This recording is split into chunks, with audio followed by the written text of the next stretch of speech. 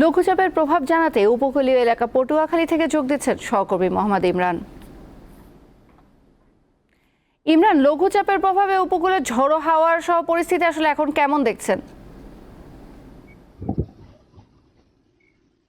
তৌসিয়া, লঘুচাপের প্রভাবে আমরা গতকাল থেকে উপকূলীয় এলাকার আকাশ ঘন মেঘাচ্ছন্ন সেটা কিন্তু লক্ষ্য করেছি। এছাড়া গতকাল থেকে এই উপকূলীয় এলাকার বিভিন্ন স্থানে গুড়ি গুড়ি থেকে মাঝারি বৃষ্টিপাত হয়েছে, সেটাও লক্ষ্য করেছি।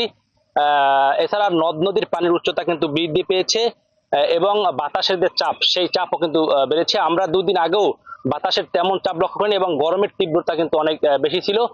সেই গরমের তীব্রতা কিছুটা কমেছে এবং বাতাস কিন্তু উপকূলীয় এলাকায় বইছে, সেটা কিন্তু লক্ষ্য করেছি। আমি আপনাকে আরেকটি বিষয় জানিয়ে রাখি, লঘুচাপের প্রভাবে কিন্তু পটুয়াখালীর পায়রা সমুদ্র বন্দর সহ দেশের সব সমুদ্র বন্দরে কিন্তু ৩ নম্বর স্থানীয় সতর্কতা সংকেত দেখিয়ে দিতে বলা হয়েছে। সেই সঙ্গে সকল মাছ ধরা ট্রলার সমূহকে কিন্তু উপকূলের কাছাকাছি থেকে সাবধানে চলাচল করতে বলা হয়েছে।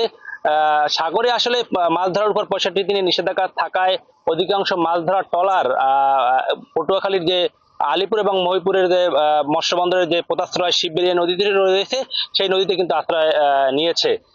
আমরা সকাল থেকে গুড়ি গুড়ি বৃষ্টি হয়েছে সেটা কিন্তু লক্ষ্য করেছি, তবে এই এবং অনেক স্থানে কিন্তু আকাশ রয়েছে, অনেক স্থানে কিন্তু আকাশ মেঘাচ্ছন্ন রয়েছে।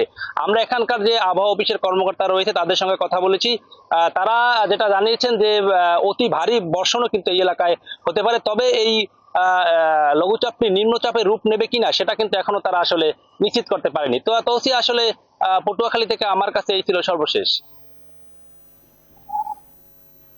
সহকর্মী মোহাম্মদ ইমরান জানাচ্ছিলেন পটুয়াখালী থেকে।